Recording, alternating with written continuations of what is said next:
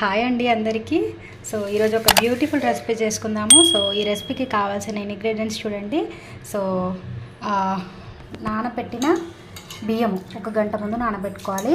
So దాంతోపాటు ఈ మురుమురాలు and ఇంకా ఇలాచి, వీలైతే మిశ్రీ, క్యారెట్, జామకాయ అండ్ ఫ్రూట్స్ ఏవైనా అడిషనల్గా యాడ్ చేసుకోవచ్చు.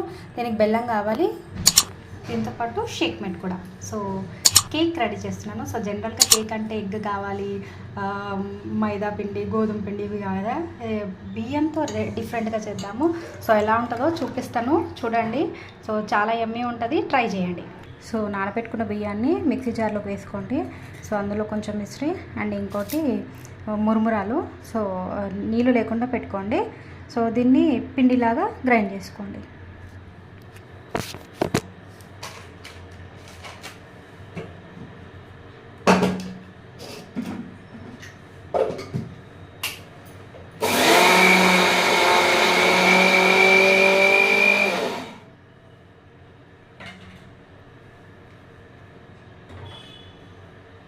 జామకాయలు ఉన్నాయి కదండి, వాటిని గ్రైండ్ చేసుకోవాలి.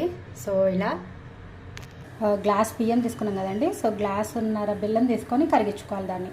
సో ఒక హాఫ్ గ్లాస్ అంత వాటర్ వేసి కరిగించుకుందాం. సో ముందుగా బియ్యంని పిండి పట్టించుకుని ఇట్లా పిండిలా చేసుకున్నాం కదా, ఇందులో 2 స్పూన్స్ షేక్ మెట్ యాడ్ చేసుకోవాలి. 1 2 షేక్ మెట్ ఒకటే. సో చాలా యమ్మీ ఉంటుంది. కరిగించుకున్న బెల్లంని కూడా ఇందులో వేసుకొని కలుపుకోవాలి. సో ఇలా వడగట్టి బాగా మిక్స్ చేసుకోవాలి. కుక్కర్ తీసుకోవాలి. సో కుక్కర్లో కొంచెం నెయ్యి, సో అందులో కిస్మిస్,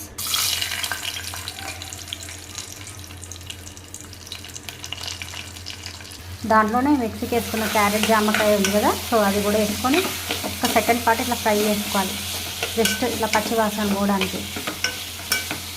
సో ఫ్రై అయిన దాంట్లోకి ఇది వేసేసేయాలి. సో రైస్ మిక్స్చర్, షేక్ మేడ్ రైస్ మిక్స్చర్, బెల్లం అంతా కలిపి.